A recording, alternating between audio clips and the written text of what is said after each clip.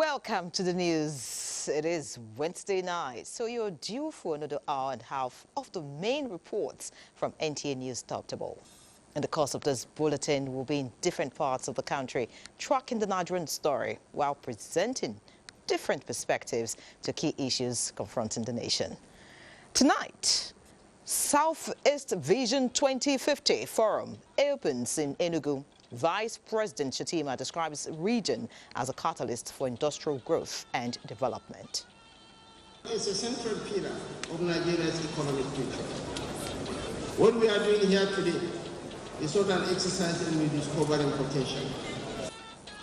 On electricity distribution, federal government insists free meter initiative will ensure energy access to Nigerians. Government has taken responsibility to borrow money, then work with the World Bank, procure these meters. And now say that these goods, I don't want you to charge my people for this meter. Go and distribute this meter freely. And on health, the world observes World Cancer Day. Issues of access to diagnostic centers, treatment facility, and specialist care resonate in Nigeria. On entertainment, correspondent explores Fela's lasting legacy as Abamieda continues to influence the new generation of African talent decades after his demise. Music is a spiritual thing. You don't play with music. If you play with music, you will die young. Also tonight, Benny Adams, our business bit, has been tracking new investments coming into the country, while Badi Adeleye is a man on the sport for sports. It's an eclectic package tonight. But as we say on this shift, the proof of the pudding is in the eating. I'm Henry John. This is News Extra. Welcome.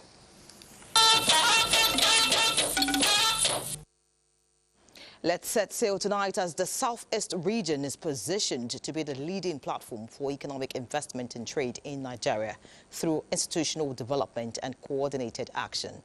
These were the views of stakeholders at a 4-day Southeast Forum entitled Southeast Vision 2050.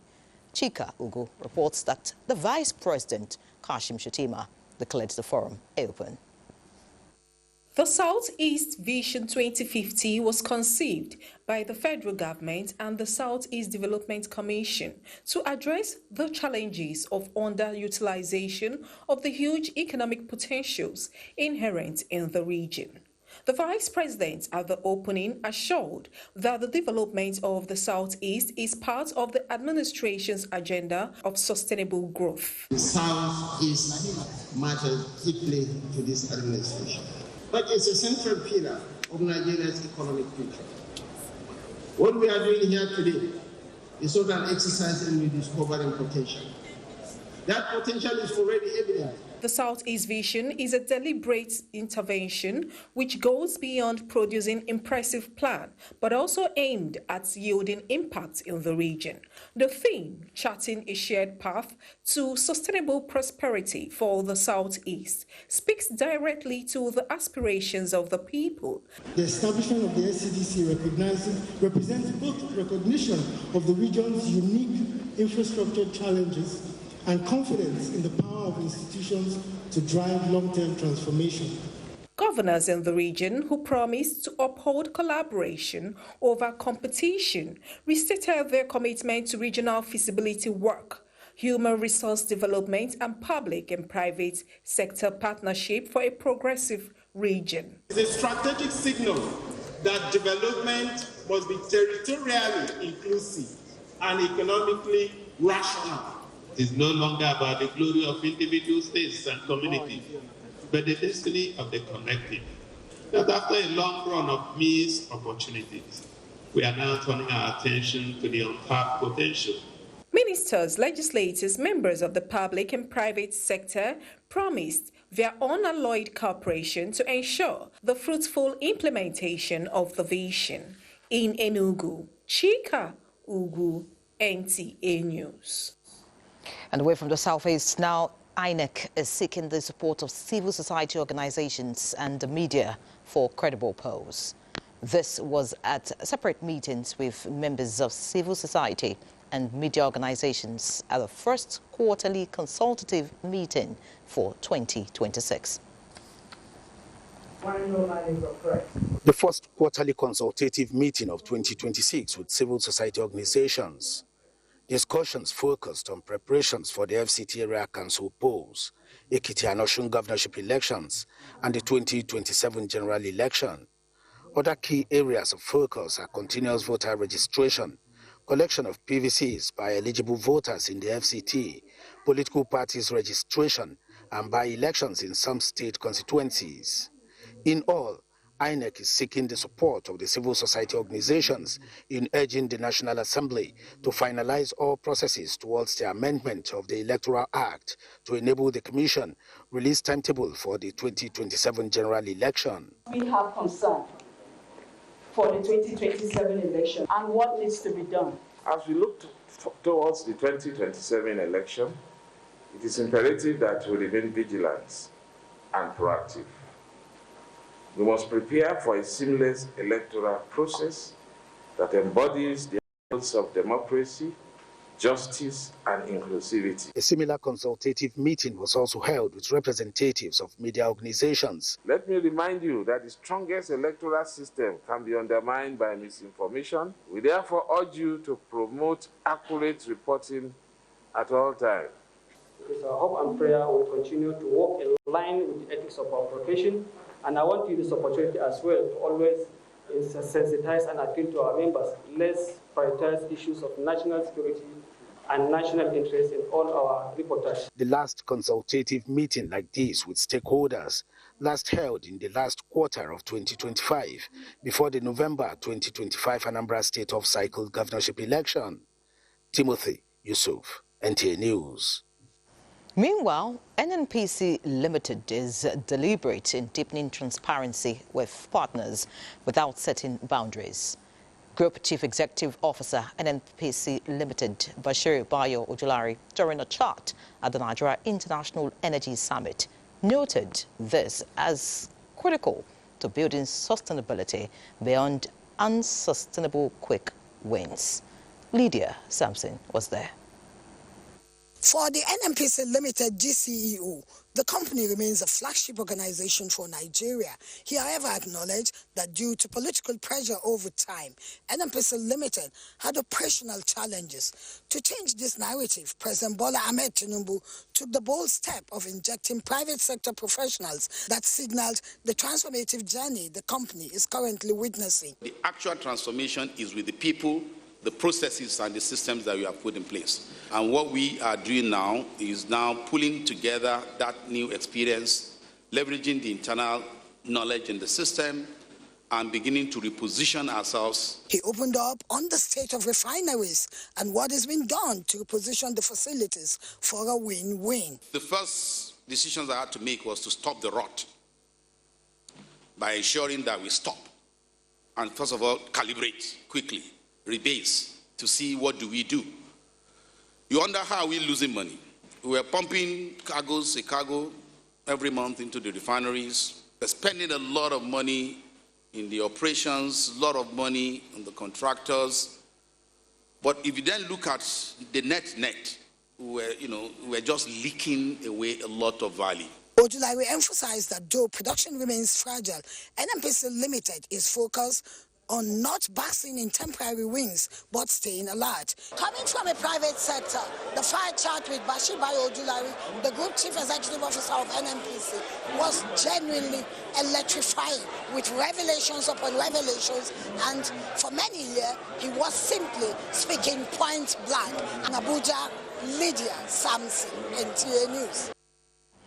Many thanks, Lydia. Now, the victims, mostly children who recently escaped during an attack on worshippers in Kurmi Wali, are currently receiving psychological care at the Kaduna Children's Shelter.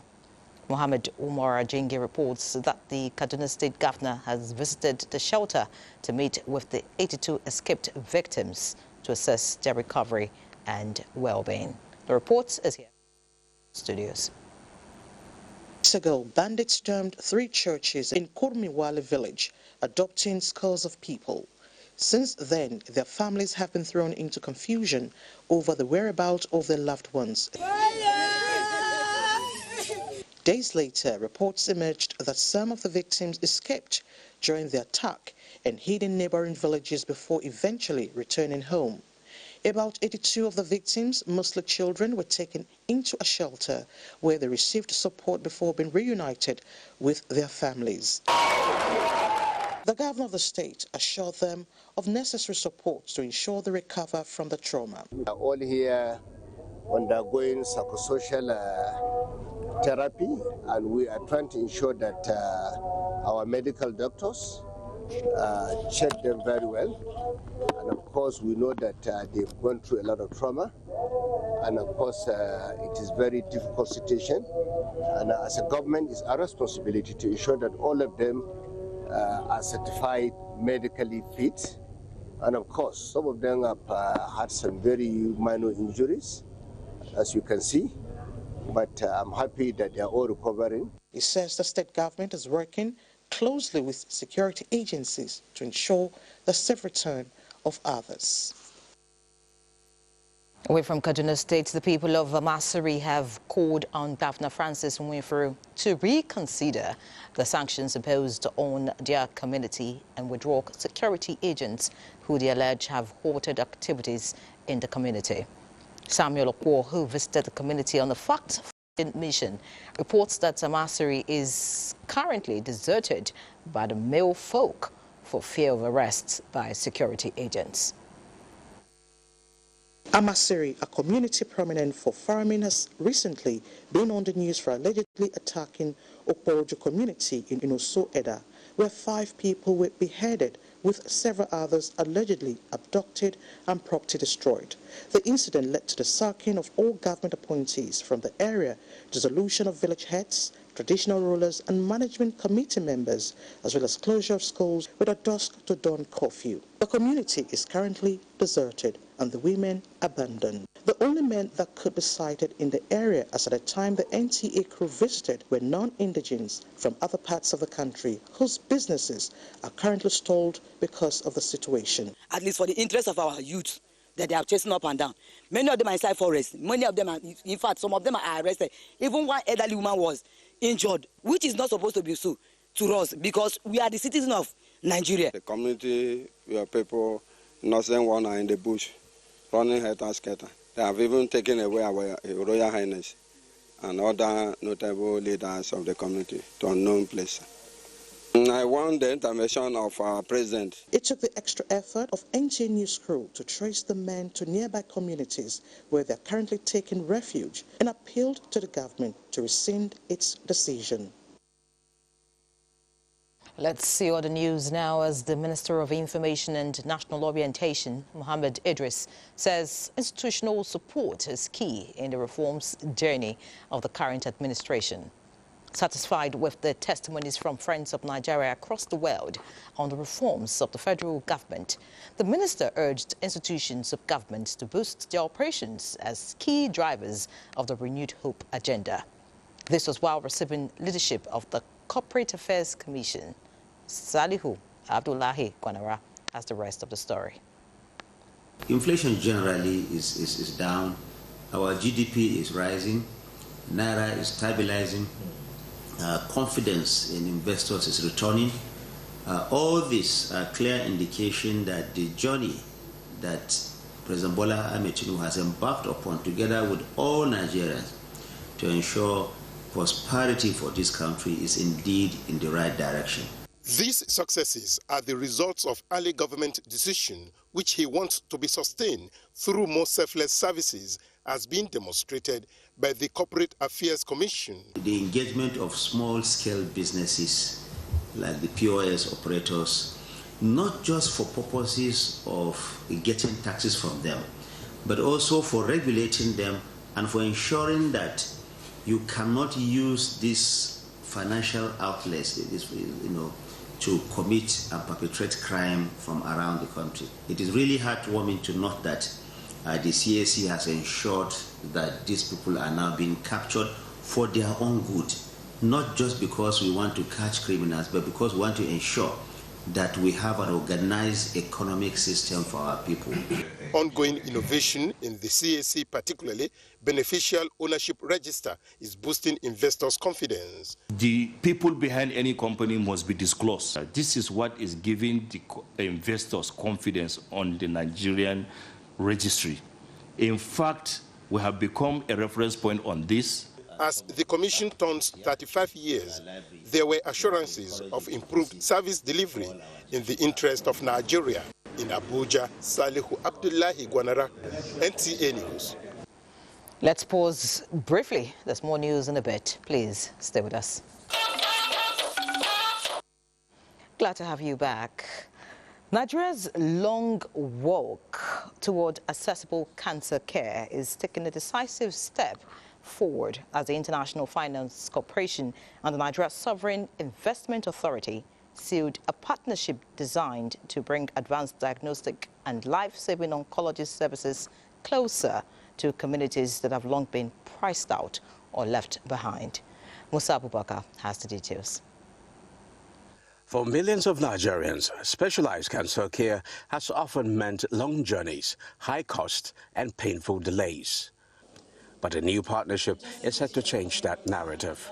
The International Finance Corporation and Nigerian Sovereign Investment Authority have joined forces to expand oncology and diagnostic services across Nigeria, delivering care where it is needed most. I'm very proud to say that what started off as one oncology center in Lagos and 2 diagnostic centers in Kano and Umuahia, by the end of the second quarter of this year, will become 4 oncology centers and 15 diagnostic centers across the country. Oncology centers, 3 of them I have been to, the commissioning, and is now expanding and building on.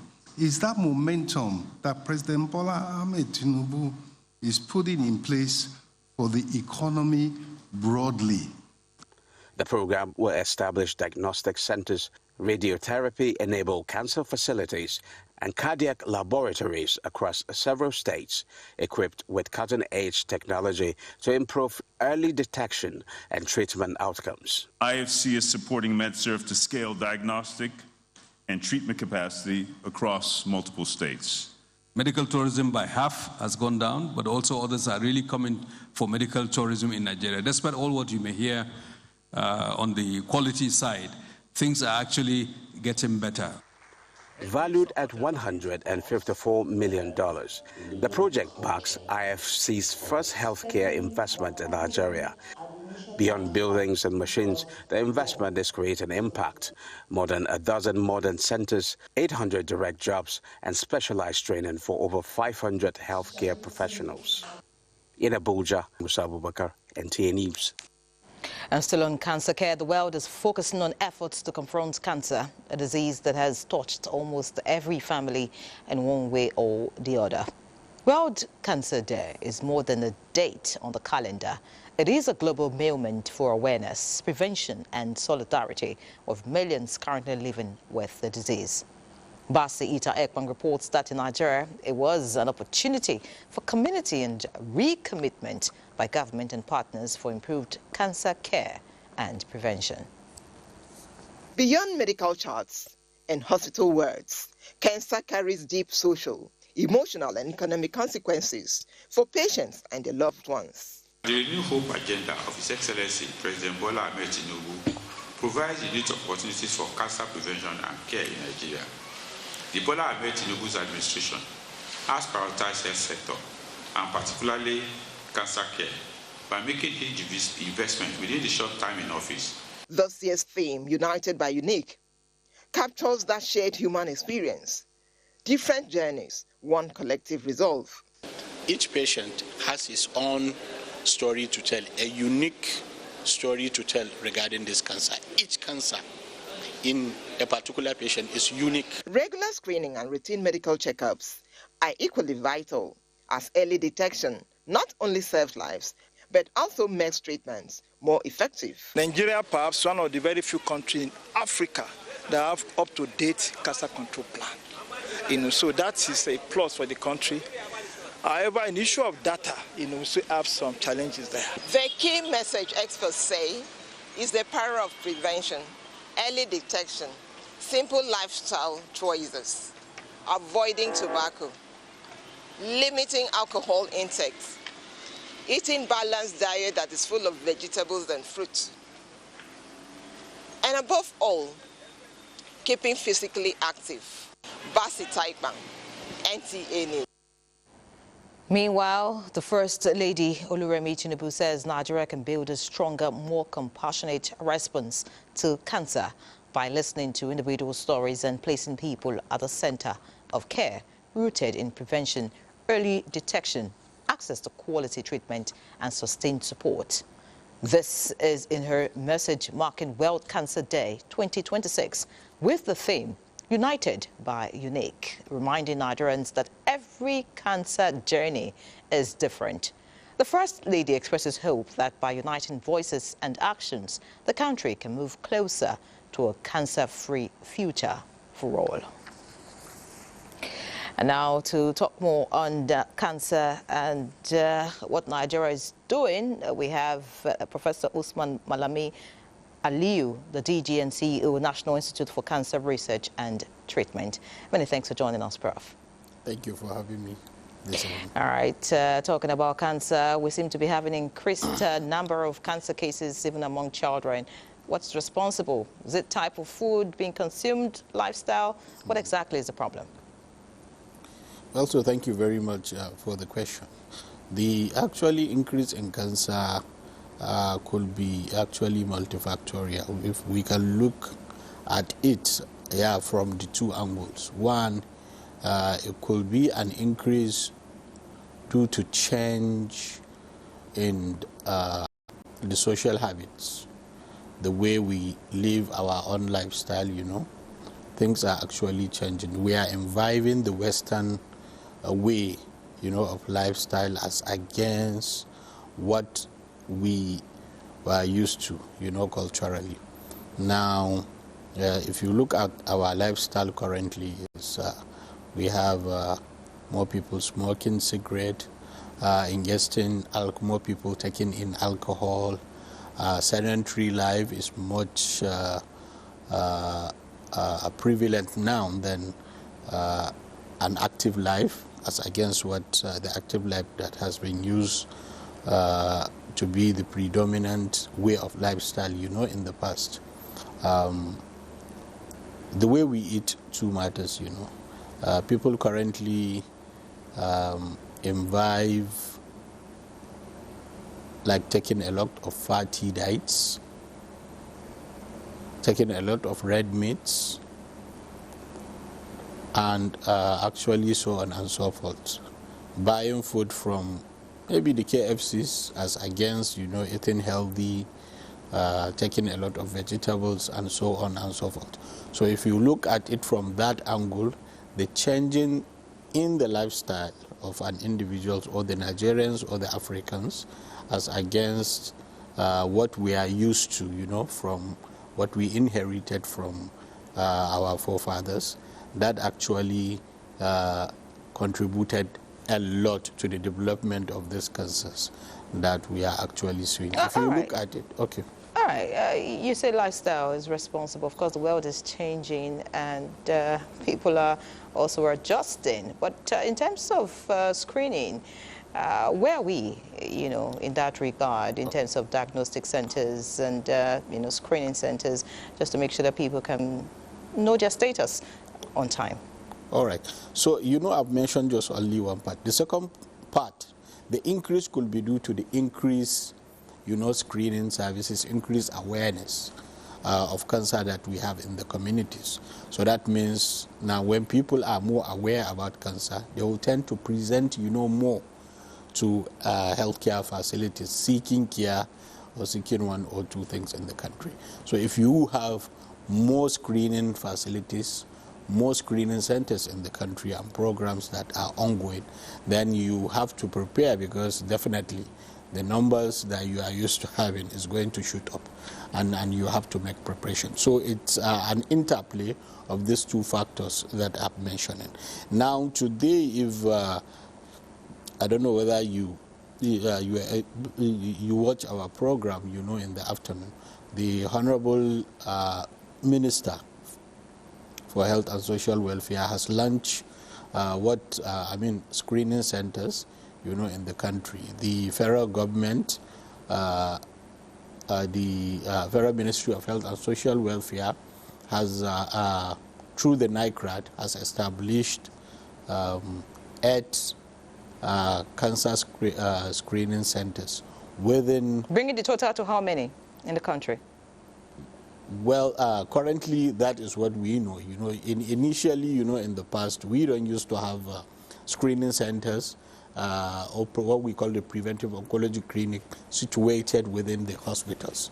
You know, we have them in some private hospitals and some, you know, pockets of screening programs that are being carried out by NGO, but to have a dedicated preventive oncology center, actually it has never happened in the history of this country. This is the first time that we are having a full complement of cancer screening centers in the country. So the Honorable Minister launched 8 screening centers virtually in the country. Now we have that are well distributed in 6 geopolitical zones. He launched the one in Jabi, and if you have watched the launching, you can see that we have a mammography machine, we have an ultrasound, a colposcopy machine, and so on and so forth. So this preventive oncology clinic were meant to actually serve the people who are seeking information about cancer, guidance, you know, they can be guided often. And from there, if they want to be screened, they can also have the potential to be screened, whether male or female in the country. This is the first time it's happening, and we have to commend the Renew Hope agenda of Mr. President, that is His Excellency Ahmed Bola Tinubu, for bringing these services closer to the home of Nigeria. All right, fantastic, Professor Aliyu. Because of time, we need to round off this conversation. Let's talk about research, you know, which your institute is supposed to handle, and of course, it's fundamental for diagnosis and treatment. Are we doing anything in that regard? Research? Yes. Well, of course, we've been doing so much, you know, in the area of research. The institute, since inception, has been collaborating with local and international partners to actually bring out new modalities through which we can improve the kind of care we give to our patients. And this cut across from research in the area of cancer prevention, in the area of diagnosis, in the area of cancer treatment.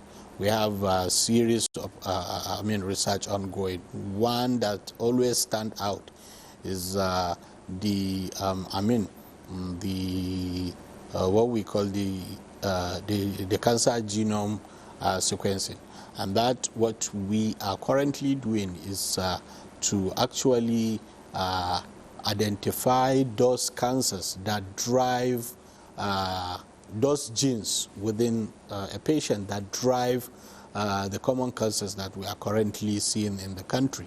And you know, the 5 common cancers in the country are breast, you know, prostate, cervix, colon, non-Hodgkin's lymphomas, and even liver, depending on the site. So these common cancers, we are targeting to actually take some samples from the patients within the 6 geopolitical zones and identify the defective genes and the drivers of cancer in these 5 common cancers within the country. All right. In other words, your institute is doing the needful to ensure that there's enough research, as far as cancer is concerned, just so that we can bring care closer to the people. Many thanks, Professor Usman Malami Aliyu, DG and CEO, National Institute for Cancer Research and Treatment, for joining us on News Extra. We hope to have you some other time, and of course, we want to hear the success stories from your institute. Thank you for having me. All right. So now let's See other news, but still on cancer. The Defense and Police Officers' Wives Association and female police personnel today embarked on a road walk in Abuja to create more awareness on cancer prevention and early detection.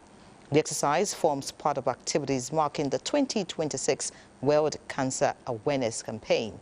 Francis Form will inform us.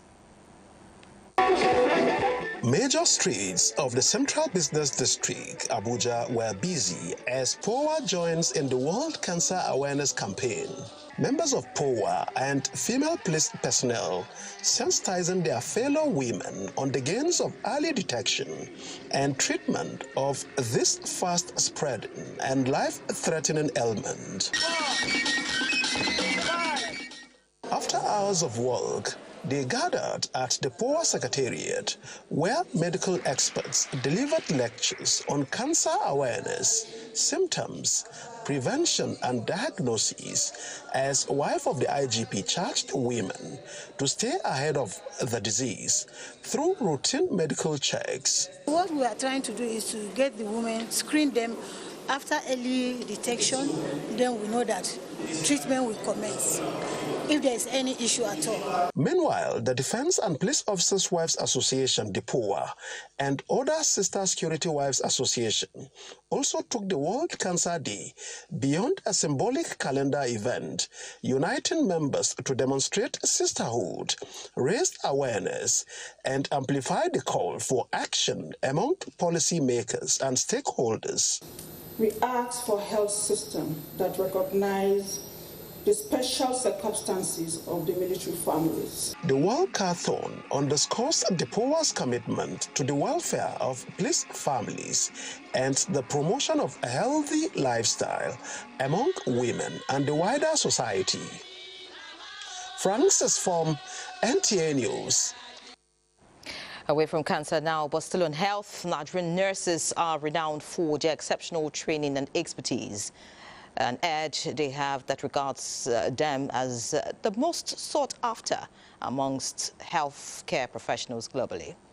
As the federal government strategizes to bridge existing gaps within the sector, development partners are also stepping in, donating valuable educational resources and equipment to the Nursing and Midwifery Council of Nigeria. But the question remains, will these efforts truly address the challenges facing the nursing profession? Sawa Khalil Ibrahim provides us with some of the answers. When you talk about care, the nurses are at the forefront, the backbone of healthcare system. But this backbone has been on the brinks, largely due to inadequate manpower. However, government is not unaware of the challenges. On behalf of the and like it is often said, the apple does not fall far from the tree. And so, the Nursing and Midwifery Council is revolutionizing nursing profession in the country. Today's event is not just a ceremony, it is a renewed commitment to the health and well-being of all Nigerians, including women, newborns, and families. The training items, documents, and electronic applications being launched today represent a critical investment in these objectives. They will enhance the quality of teaching and learning in our training institutions, support skills acquisition, and promote competency-based education for nurses and midwives across the country.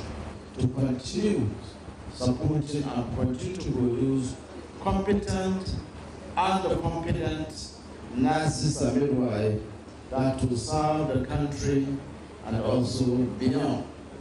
And the Nigerian Nursing and Midwifery Council is aligning itself with global best practices with these publications and simulation equipment described as a symbol of commitment for a safer motherhood in Nigeria and expected to bring Nigeria closer to ending maternal mortality. In Abuja, Salwa Khalil Ibrahim, NTA News. Many thanks. Away from health now, let's talk prizes. It was joy and excitement as another set of millionaires emerged from the ongoing Nivea Win Your Share of $3 billion. Consumer promotion with winners receiving their prizes. Emir Udori, who witnessed the prize presentation, reports that a fourth live draw was held at Nivea office in Ikeja, Lagos. Her report is here presented. Become one of 10 millionaires weekly. Nivea Win Your Share of 3 billion naira consumer promotion is designed to appreciate customers who have remained loyal to the brand. From markets to shopping malls, the promotion, which started in December 2025, has continued to connect the brand with consumers, reinforcing Nivea's commitment to care beyond the skin, quality and trust. The winners, who were selected electronically, described the reward as a pleasant surprise, transforming routine shopping into a glamorous winning experience and a reassurance that loyalty truly pays. If you've been using the product for a while, it's always good to give back. I'm not sure they can even know how I feel now. I'm not sure my mouth can explain everything. I'm just happy, sir. I'm so happy. In fact, I will also tell my friends more to use Nivea. I'm already into tailoring material accessories, so I'm going to use it to boost my business. For Nivea, the national consumer promotion is part of its way of giving back to consumers while strengthening its bond with Nigerian families. 200 people have won 50K to shop on Jumia for Nivea products, so it's been very exciting. Just to say that the promotion is also regulated by the Lagos State Lottery Board. We also have representatives from the FCCPC. Scratching your pins, and you never know. Social media influencer and content creator Ami Odili anchored the fourth live raffle draws, which produced more winners in the two major categories. Victor, you just won 1 million naira. I'm not joking. According to organizers, every entry from the purchase made gets 1,000 naira instant airtime, while 10 millionaires will continue to emerge every week with many other prizes yet to be won.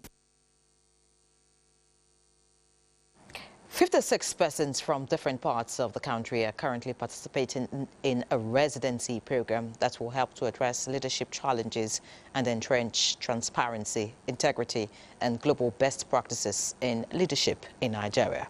The residency program has been facilitated by the Institute of Leadership and Management in Uromi, Eastern Northeast local government area of Edo State. Jude Abugo has details. The 5-day Leadership and Management Residency is organized by the Institute of Leadership and Management, Uromi, as part of its contributions to societal development. The rector of the institute, Reverend Father Theophilus Itama, explained that the essence of the program is to create an enabling society where leaders are not just taught, but formed, tested, refined through engagement, accountability, and learned experience. The institute opposes academic rigor, integrity, and measurable learning outcomes. This structure ensures that graduates meet both national expectations and global best practices in leadership education. Keynote speaker, the Vice Chancellor, Edo University, Iyamo, Professor Victor Adetimiri, emphasized that quality leadership is critical to the growth and development of a nation. He encouraged the participants to be resilient, upright, and embrace transformations to curb bottlenecks in their various places of work. Effective leadership involves carefully navigating complex situations, towing paths that build the organization. There are things maybe you have not been able to fully address online. So we need for us to address it and get more knowledge. Effective leadership, how to go about effective leadership to impact my community. And as a leader, you must be ready to stand firm. To use what I'm learning from here to be a better leader myself. The Leadership and Management Residency Program kickstarted with a Holy Mass. In Benin, Jude Abugu, NTA News. And from Benin, we head to Awka, and in a move to prepare Anambra youths for a more secure and productive future, Anambra State government has introduced 15 entrepreneurship-focused subjects into the junior secondary school curriculum, aimed at reducing youth unemployment after graduation. This is in addition to what the federal government is doing in areas of technical and vocational training. Chinyere Fesi Okoye reports. The initiative is designed to equip students with practical real-life skills while nurturing an entrepreneurial mindset from an early age. The newly introduced subjects include solar installation, garment making, GSM repair, agriculture, plumbing, digital skills, robotics, and other vocational courses. Entrepreneurial studies open the children's mind to a larger, a broader spectrum of knowledge. It equips them with the skills to be useful to their society. So we are creating whole human beings who will be interested in contributing to the development of their contemporary society and not the kind of citizens that wait for what their society will do for them. School managers and students have described the development as a major milestone, as many schools have queued into the program already. I would like to learn graphic designing because I have interest in it. Let's learn sewing and bakery. Every Friday, first and second period, we engage students in different skills, and they're learning it faster. When they do it at a younger age in junior secondary school, they will master it at early stage. In graphic design, we teach them the needed skills they can use to be doing something even while after school. We are teaching them how to rear birds, poultry birds. So we have started this poultry bird for 1 week, and now we are in the brooding stage. To thank the government for creating this kind of skill, empowering students in school. The government is positioning its students towards becoming employers of labor rather than job seekers in future. In Oka, Chinyere Fesi Okoye, NTA News. And as the 2026 Hajj approaches, bridging the digital gap is now a top priority for NACON, as of course Hajj is around the corner. With Saudi Arabia moving to a fully digital system, Tafawa Hamza Mayo reports on the Commission's strategy to support rural pilgrims who face poor network coverage and low digital literacy. Executive Secretaries of Muslim Pilgrims Welfare Boards from Nigeria's 36 states and the FCT gathered in Abuja for a high-level strategy session with Saudi Arabia's Minister of Hajj and Umrah. The minister was unavoidably absent, but the session remained productive. Presided over by the NICON chairman, Professor Abdullah Saleh Usman, the meeting centered on aligning Nigeria with Saudi Arabia's Nusuk digital platform, a system now mandatory for all Hajj logistics. While the kingdom makes strides in digitalizing the Hajj experience, concerns remain for pilgrims in rural Nigeria who face low digital literacy and limited internet access. According to the NICON instruction, we have gone far. Currently, the screening for the health screening is ongoing. Uploading of visa, we're almost done. Most of the intending pilgrims know the new system that Saudi government introduced. But inshallah, we will call our ES to organize the crucial enlightenment. With the digital clock ticking, NACON's proactive approach aims to turn technology challenges into simplified experience for the Nigerian faithful.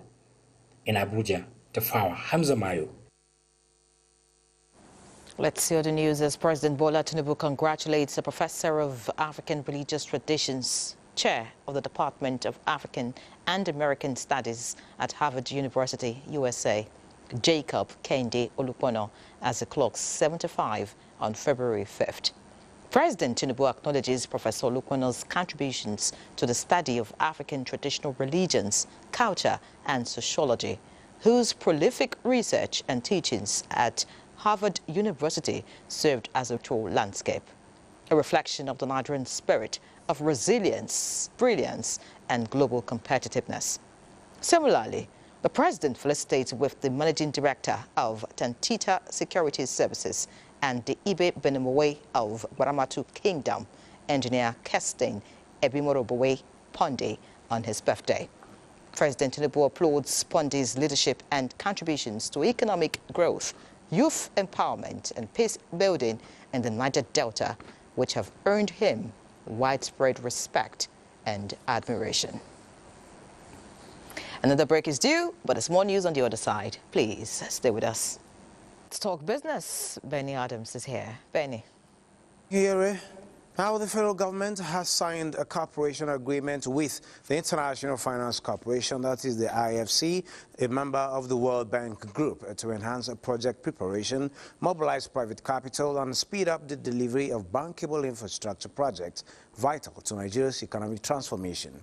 At the signing ceremony, which took place in Abuja, Minister of Budget and Economic Planning Atiku Bagudu described the agreement as a strategic move towards ensuring Nigeria's extensive infrastructure needs are met with well-prepared investment-ready projects capable of attracting private capital.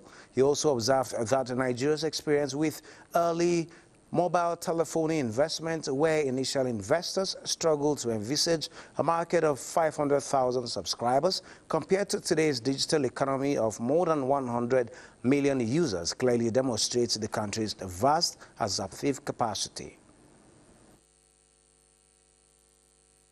I believe this agreement will support our private sector, will support private-public partnership, will support some of the measures that have already been undertaken. What does this agreement mean in practical terms? At its core, it strengthens project preparation. Together, we'll identify and structure high-impact, scalable projects across critical sectors. It builds a pipeline of bankable projects, the kind that unlock private capital and deliver infrastructure for inclusive growth. And still talking new investments coming into the country, the Minister of State for Finance, Dr. Doris Anita, says government remains committed to collaborating with a private sector and multilateral institutions to deliver a resilient and prosperous economy for all Nigerians. This was as the minister met with the leadership of Afro-Exim Bank, Murphy, that is the Ministry of Finance Incorporated, the Park Capital Limited, with a view to streamlining the 1 trillion naira revolving standby line of credit for Ministry of Finance Incorporated, backed by the Afro-Exim Bank. This is in addition to accelerating the Nigerian Gas Infrastructure Fund project to power the nation's industries and homes. Resolutions from this meeting is also redefining the Made in Nigeria label through cash and kilowatts, and the goal is to move away from expensive fuels and use Nigeria's own natural gas to power everything from cement factories to kitchen stoves. Now a look at the market, talking about midweek trading across Africa's major hubs showed a resilient green trend today, talking about from Nigeria to South Africa and Tunisia. Despite a slight dip in the pace of activities in Lagos, investors' confidence remained high enough to push benchmarks upwards across the continent. This is as Nigerian exchange stayed in the green zone, finishing with a bullish lean as 56 stocks climbed compared to only 26 that slipped downwards. The Johannesburg Stock Exchange, that's the JSE Top 40, saw a steady demand of blue chip stocks, adding 345.21 basis points to the board as investors continue to find value in the continent's largest listed companies. The Tunisia Tune Index stocks also arguably was the most energetic of the three in terms of growth percentage, jumping by 0.64% to close at 14,478.33 basis points. That is it on midweek updates and business. Nyeri, you can take it from here. Meanwhile, it's always a pleasure doing business with you. Indeed. Many thanks, Benny. Now, the federal government is strengthening licensing integrity, formalizing artisanal mining and monitoring production and exports of high-value minerals across the country amid smuggling and increased reports of illicit financial flows through mining activities across Nigeria. The Minister of Solid Minerals, Dele Alake, said this at the public presentation of research report on addressing enablers of illicit financial flows in Nigeria's solid minerals sector. Benny Adams reports.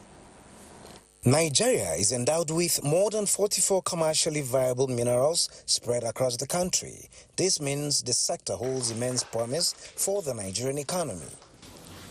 The African Union estimates that Nigeria accounts for 35% of all illicit flows from Africa.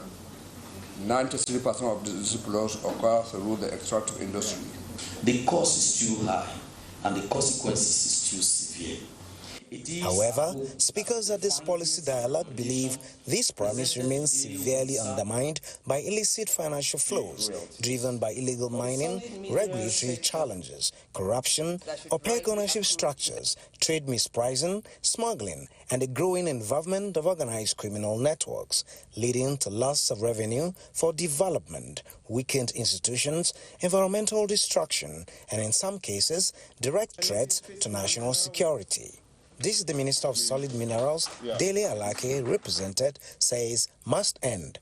From your discussions here, we feed directly into the ongoing reform efforts aimed at building a mining sector that is transparent, competitive, and truly development-oriented. The research report being unveiled contains an evidence-based, practical, and actionable policy recommendations. This is as stakeholders believe that evidence must inform policy, and policy must translate into action. At the end, ANEJ, NAITI, the EFCC, ICPC, and the Ministry of Justice, among other stakeholders, commit to sustain collective action to ensure that Nigerians' minerals wealth works for the benefit of all citizens. In Abuja, Benny Adams, NTA News. Imagine starting a business today without a shop or much money. That is the reality of millions of Nigerians who drive the micro, small and medium enterprises. Maria Adozaka reports on the growth of commerce in Nigeria from the days of trade by barter to today's digital economy. Once upon a time, buying and selling was purely a face-to-face business. But nowadays, technology has changed everything. With wider internet access and the growing use of smartphones, commerce is taking a new direction. What started as a small hustle for many Nigerians has become a lifeline, reshaping how people earn a living, innovate, and survive online. In a country where capital is limited, e-commerce is breaking barriers, giving both buyers and sellers access that once seemed impossible. When it comes to vendor authentication, every option is on the table.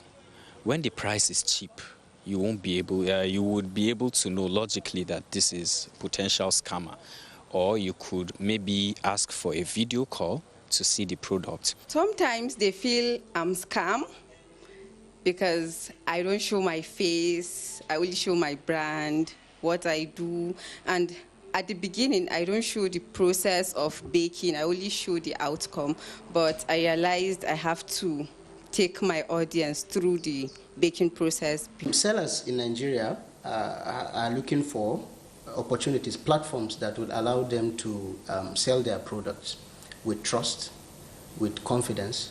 Online trade now cuts across salary earners looking for extra income and young people without formal employment, turning mobile phones into shops.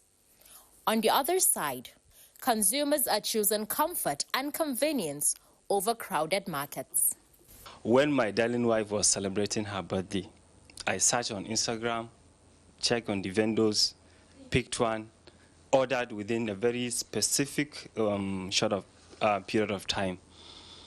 I ordered and it came without disappointment. Data from Statista projects Nigeria's e-commerce sector will grow at an annual rate of 7.81% between 2025 and 2029, with revenues expected to reach nearly $10 billion by 2029. The shift is not new. As far back as 2020, about 80 million Nigerians were already shopping online, a clear signal that commerce was going digital. ICT and e-commerce, they are contributing a lot to the economy, GDP. So government needs to develop a way of tracking all the transactions that are going through that area, e-commerce, to ensure that taxes are paid by every single person that is in e-commerce business. Despite challenges, Millions of Nigerians continue to build livelihoods online, proving that the story of commerce from barter trade to broadband is far from over. Maria Adu-Zakari, NTA News. Many thanks, Maria. Where do you prefer to shop? Online or physical markets? All right. The federal government reiterates that the provision and installation of prepaid electricity meters for electricity customers across the country remain completely free. Moplang Dakok reports that the clarification was made at a stakeholders meeting convened by the Bureau of Public Enterprises, BPE, where customers are being assured that any form of extortion by installers or technicians will attract stiff sanctions. The meeting reviewed the progress of ongoing metering initiatives and explored strategies for expanding electricity distribution. The intentions of this program within Mr. President's renewed hope agenda in terms of expanding energy access for all Nigerians towards achieving a 24/7 reliable and steady, energy access. Government has taken responsibility to borrow money, then work with the World Bank, procure these meters. And also that this schools, I don't want you to charge my people for this meter. Go and distribute this meter freely. The federal government stressed that the directive on the free prepaid meters is sacrosanct and must be strictly complied with by all electricity distribution companies. Ensuring and reassuring that we will deploy credibly and there is no intention to extort or cheat the customer. So please, customers should help us embrace meter installation. I'd like to just encourage the general public to please report any installer. The free meters are part of the presidential distribution sector recovery program being sponsored by the World Bank to distribute and install 3.2 million free meters across the country. So far, about 1.8 million meters have been distributed and installed, while arrangements are being made to install the remaining meters. In Abuja, Moplang Dakok, NTA News. Let's head to the National Assembly now, as the Senate this evening passed the Electoral Acts Amendment Bill 2026 with a proposal of 5 million naira fine for electoral offences like vote buying. It also adopted both manual and electronic means for transmission of election results. National Assembly correspondent Lamiali feeds us.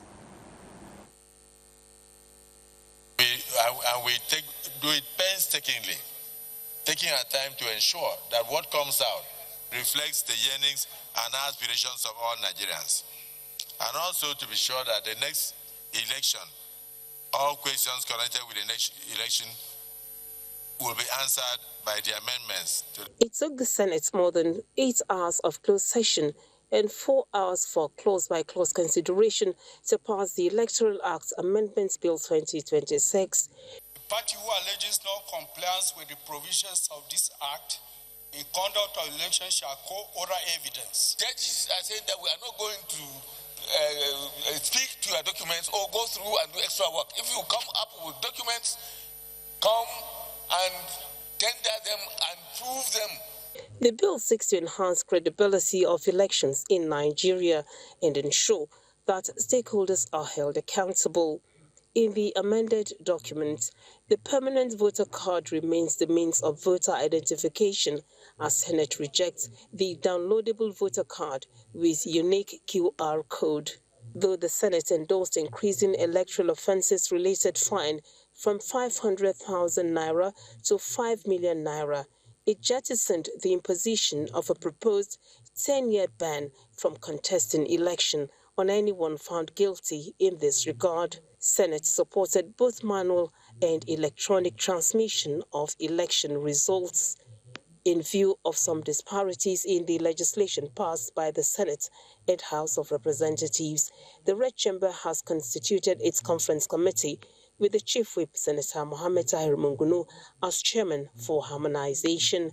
Senate had, at the commencement of plenary, condemned recent security breach in Katsina State, which left scores dead, including some personnel of the Nigeria Police Force. The criminals continue to exploit forest corridors. People are unable to engage in their agricultural activity and therefore negatively impacting food security of the country. Face them squarely. While we commend the military, we should also, all hands should be on deck. The sheer determination shown by the bandits indicate that we need to add more force. We need to bring more technology. It commended President Bola Tinubu and security agencies for prompt intervention. Senate also held a valedictory to honor late Senator Okechukwu Ezia. Offer our prayers for the repose of the soul of late distinguished Senator Okechukwu Ezia. Plenary has been adjourned to Tuesday, 24th February 2026. From the National Assembly, Bami Ali, NTA News. Let's remain in the National Assembly, but turn our attention to the Green Chamber, where investigation has commenced into the concession of all federal air and seaport terminals, as well as other related shipping activities carried out between 2006 and 2025. National Assembly correspondent Mutare Ikme reports that an ad hoc committee for the probe has invited relevant agencies and concessionaires to give account of their operations. The federal government's decision to concession key national assets, including airports and seaports, was to modernize infrastructure and improve service delivery as well as revenue generation. Nearly 2 decades after the commencement of the concession arrangements, the House of Representatives says a comprehensive review of their outcomes is necessary, following complaints of operational challenges and systemic gaps within the concession framework. We will also hear from the users of the system, labor unions, freight forwarders, airline, shipping operators, on operational realities and service outcomes. Independent experts, auditors will be invited to provide objective assessment of the economic and governance impact. We envision ports that are efficient, corruption-free, digitally driven, investor-friendly, and capable of supporting Nigeria's ambition as West Africa's logistic and maritime hub. Nigerians deserve to know whether these concessions have enhanced national competitiveness, protected public assets, and contributed meaningfully to the economic growth. Agencies expected to appear before the House for the investigation include the Nigerian Ports Authority, concessionaires, Nigerian Maritime Administration and Safety Agency, NIMASA, Nigeria Customs Service, the Bureau of Public Procurement, and the Nigeria Shippers Council. From the National Assembly, Mitaire Ikben, NTA News. Another break beckons, please. The Federal Road Safety Corps has announced a 9.2% increase in total road traffic crashes between January and December 2025 compared to 2024. While addressing the media on Operation Zero Road Crashes between 15th December 2025 and 15th January 2026, the FRSC Corps Marshal Shehu Mohammed directed all commanding officers on the enforcement of zero tolerance on violations said to be responsible for 70% of fatal crashes in the country. Oyeyemi Ajayi has the details. Between 15th December and 15th January the next year, annually, the Federal Road Safety Corps engages in Operation Zero Road Crashes in order to keep figures of accidents on the highways low, especially during Yuletide. However, 2025 isn't in any way different, as prompt monitoring was ensured. Now, present the outcome. The Corps Marshal reviews an increase of 3.4 total road traffic crash between 15th December 2025 and 15th January 2026 when compared to the previous year under review. Persons involved in road traffic crashes increased from 5,761 to 5,942, while fatalities rose from 571 to 597, representing a 4.2% increase. Corridor-based analysis confirmed that crash concentration remains highest along national mobility corridors. In December 2025 alone, the FCT Metropolis Corridor recorded 97 crashes, followed by Zuba Kaduna Zaria with 86 crashes, and Lafia Akwanga Kefi Goshen with 80 crashes. Between January and December 2025, statistics reveals 3.0% crash increase. 7.2% increase was as well recorded in persons injured. There was a reduction of 2.4% in the number of persons killed, and this was said to be due to the post-crash response of officers to the crash scene, which still remains at 5 minutes. Oyeyemi Ajayi. Meanwhile, President Bola Tinubu has reiterated commitments to building road infrastructure that unites Nigerians and grow the nation's economy. This is contained in a president's message presented by the Secretary to the Government of the Federation, George Akume. Kenneth Nani reports. FEMA maintains about 36,000 kilometers of federal roads, which is about 18% of Nigeria's total road network and bears about 90% of the country's traffic flow. At this summit, therefore, ideas are being put into perspective in repositioning FEMA in terms of funding, research, and improved technology, as well as to develop a credible data for reliable analysis and development impacts on road maintenance across the country. Well-maintained roads simulate roads trade, unlock rural economies, attract investments, create jobs, and strengthen national cohesion. In a message, President Tinubu reassures Nigerians that his administration will continue to prioritize citizens' welfare, realizable through improved road infrastructure projects across the country. Road infrastructure is the backbone of Nigeria's socio-economic life. This is because roads connect our farms to markets, our cities, our industries to supply chains, our citizens to opportunities, and our commitments to one another. Tackling road abuse is therefore essential to protecting public funds and ensuring lasting value for the Nigerian people. Any material use must be tested. For the fact that a road that is mixed, using a particular mix ratio in Sokoto is working, that does not mean that the same mix will work in Rivers State. The summit, amongst other issues, is also considering better ways of promoting innovation and also adopting a more climate-resilient designs, smart technologies, and maintenance methods that are sustainable and also applicable within the Nigerian road infrastructure network. Kenneth Nanim, NTA News. Thanks, Kenneth. Water, you know, get enemy. I'm sure you know that song, right? Or teacher, no teach me nonsense. All right, well, if you're conversant with music, I cannot sing, but of course, I listen to good music, especially old school Afro beat. You'll definitely know whose words those are. But several years after making hits like those, Fela Anikulapo Kuti was honored by the Recording Academy of America with a Lifetime Grammy Achievement Award at the recently concluded 60th Grammy Awards ceremony. Daniel Aderiye in this report takes us back to life and sounds of Fela. An old tune from a time before now, made anew each time its rhythm fills the room.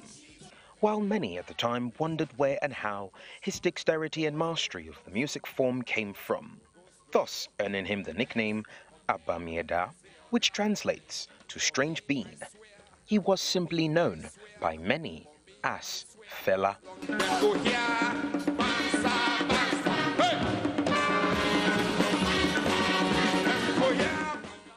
Fela Anikulapo Kuti, almost 29 years later, and his name remains a beacon of inspiration to both the old and young alike, at a time when music was basically a hobby and a medium for socialization. Fela used his sound as a tool to fight social injustice and political oppression particularly during the military junta. In Africa, they tell us politics is a game. En Afrique, on nous dit que la politique est un jeu. For we youths, it is not a game, it's a reality of our lives. But despite the fame and worldwide acclaim in his lifetime, many believe he wasn't celebrated enough, especially since he is credited with being the father of a major music genre, Afrobeats. In recent times, his memory has been dragged across social media by fans of new generation artists, questioning and comparing his influence with stars like Wizkid. So several years later, like the proverbial, a prophet is often never appreciated in his own land, the Recording Academy of America decided to honor the late legend with a Lifetime Achievement Award at the 60th Grammy Awards, while also inducting his hit track, Zombie, into the Grammy Hall of Fame. Thank you for bringing our father here. It's so important for us. It's so important for Africa. It's so important for world peace and strong. As it is often said, honor is given to whom it is due, and for Fela, his legacy is one that is worthy of honor, owing to the influence and impact his music played across the globe, even after his death. Music is a spiritual thing. You don't play with music. If you play with music, you will die young. You see, because when the higher forces give you a gift of music, musicianship, it must be well used. Fela is indeed the definition of a true legend. Now time for another break. In Abuja, ahead of Saturday's crucial Under-20 Women's World Cup first leg qualifying encounter against the Falconets of Nigeria. The Falconets will be targeting victory over 2 legs, with the aggregate winner set to advance to the final qualifying round. The winner of the tie will face either Guinea-Bissau or Mali for a place in the FIFA Under-20 Women's World Cup in Poland later this year. To athletics now, as 32 Nigerian athletes, including 16 females and 60 males, will commence a 6-week camping exercise in Asaba, the Delta State capital, as preparations intensify for the 2026 Commonwealth Games in Glasgow. The athletes, drawn from track and field events including sprints, relays, jumps and throws, arrived at the camp on Saturday for the first phase of the Athletics Federation of Nigeria build-up program. The Asaba camp is designed to fine-tune fitness levels, improve technical execution, and foster team cohesion ahead of international competition. The president of the Athletics Federation of Nigeria, Tonoba Kokowa, says the campaign will help identify athletes in peak condition while laying the foundation for strong preparation for the Games in Scotland. To tennis now, as Team Nigeria will take on Uzbekistan in the World Group 2 playoffs of the 2026 Davis Cup, scheduled for 7th to 8th of February at the historic Lagos Lawn Tennis Club. The event, organized by the International Tennis Federation, and of course the Nigerian team made up of Adeleye Daniel, Emmanuel Michael, Bulus Christopher, Abuat Kanis, and of course Alafia Ajeni will compete in both the men's singles and doubles event as they seek a historic victory on home soil. Reacting to the development, President of the Nigeria Tennis Federation, Victor Che, expressed confidence in both the team's readiness and the country's capacity to host a successful tournament. He challenged the players to do the country proud by beating their opponents en route Group 1 World Qualifying round. And finally, let's update you that Manchester City have one foot in the Carabao Cup final as they look comfortable in their Carabao Cup semi-final second leg against Newcastle through Omar Mahmoush double and Tijani Rangers strike in the first half, which gave them a 3-0 first half lead. The match is now in its second half, with the winner of the tie facing Arsenal in the final at Wembley. That does it on Sports Tonight. Let's return to here. Well, thanks, Badi Adeleye, for the sports update. And here's a quick clarification. The DG of the BPE is Ayo Wile. Now, the Dahosa family of Iho in Wunde local government area of Edo State announced the passing of their son, brother, husband, father-in-law, and grandfather, Honorable Charles Iho Tome Idahosa. He was aged 72. Late Charles Iho Tome Idahosa was a member of the All Progressives Congress, APC, in Edo State and the country. He began his public service at the news department of the Nigerian Television Authority, then Nigerian Television, Benin, in 1976, and capped his fruitful association with the organization as a member of the board of directors between 2003 and 2007. Burial arrangements, as announced by the family, indicates that Wednesday, 11 February 2026, there shall be service of songs followed by night of tributes at St. Peter's Anglican Church, 115 Lagos Street, Benin City, and Horatio Maki, Edo Hotel, Benin City. Friday, 6 February 2026, solemn night of tributes at the premises of the prestigious Benin Club, 1931, where he was a member. Thursday, 12 February 2026, funeral service by 9 a.m. at St. Peter's Anglican Church, 115 Lagos Street, Benin City, followed by interment at his residence. On Sunday, 15 February 2026, there shall be a Thanksgiving service by 9:30 a.m. at St. Peter's Anglican Church, 115 Lagos Street, Benin City. May his soul rest in perfect peace, as signed by his son, Uyi Charles Idahosa. And that's News Extra tonight. Many thanks for being a part of it. Let's do this again next Wednesday. I'm Ian Rejon. Have a good night.